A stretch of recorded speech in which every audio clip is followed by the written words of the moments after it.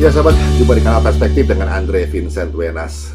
Ini peristiwa yang sangat memalukan sih sebetulnya ya. Kasus tentang begal anggaran dan pungli. Terjadinya di Bekasi dan ya Jakarta lagi. Maka saya melihat catatannya yang berjudul Begal anggaran dan pungutan liar oleh kepala daerah itu masih marak. Sekaligus pertanyaan.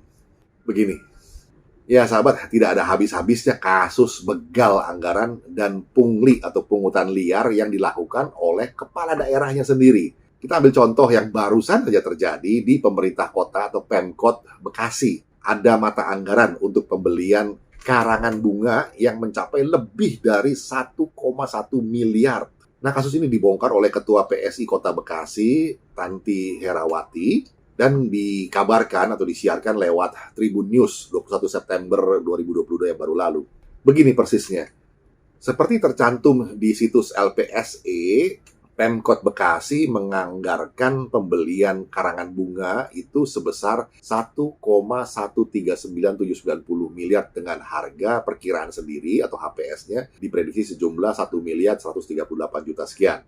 Padahal sahabat, kalau kita bandingkan dengan belanja pos yang sama nih untuk Pemkot Bogor tetangganya, misalnya yang hanya 104 juta di APBD 2022 mereka, ini kan jauh sekali.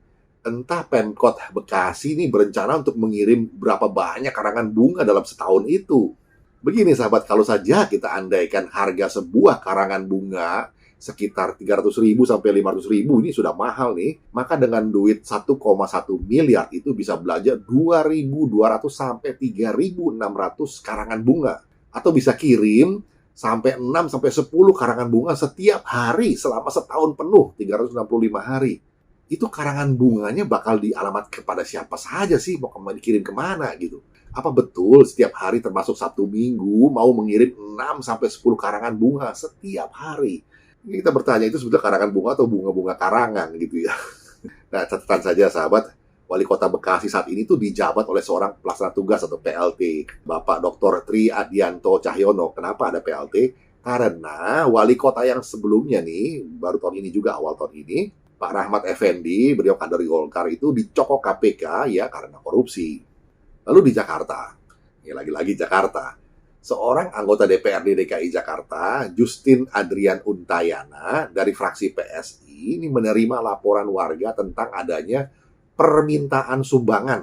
Waduh, dari lurah saat ia sedang mengurus dokumen di kelurahan. Sumbangan apa? Nah, ini dia. Nah, sahabat, mendengar laporan itu untuk mengonfirmasi informasi tersebut, wakil rakyat itu, Justin Adrian Untayana, mendatangi sang lurah. Dan setelah didatangi, perihal sumbangan itu pun tidak dibantah oleh lurah yang bersangkutan. Ini beritanya ada di Kompas, tanggal 21 September 2022. Bahkan, lurah itu terang-terangan bilang bahwa ada perintah gubernur. Ia mengklaim bahwa dalam perintah Gubernur DKI Jakarta Anies Baswedan itu ditetapkan target untuk mengumpulkan dana kurang lebih 88 juta rupiah untuk zakat dan 55 juta rupiah untuk PMI atau Palang Merah Indonesia. Totalnya sekitar 143 juta per kelurahan. Nah, kalau kita lihat di Jakarta ini ada 267 kelurahan. Jadi kalau program sumbangan itu berjalan terus, bakal potensial terkumpul sekitar 38 miliar lebih. Nah, ini apakah dana sumbangan ini mesti terkumpul sebelum tanggal 16 Oktober 2022? Kita nggak jelas juga. 16 Oktober itu saat berakhirnya masa pemerintahan Gubernur Anies. Nah, ini apa-apaan?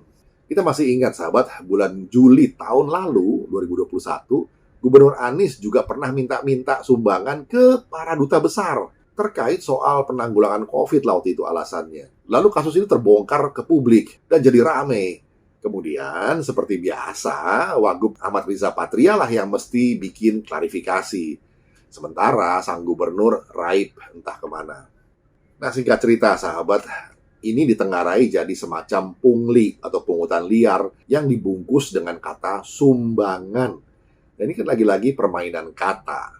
Nah, akhirnya pertanyaan penutup sahabat, apakah fenomena begal anggaran dan pungutan liar seperti ini hanya terjadi di Jakarta dan Bekasi atau juga terjadi di daerah lainnya? Bagaimana?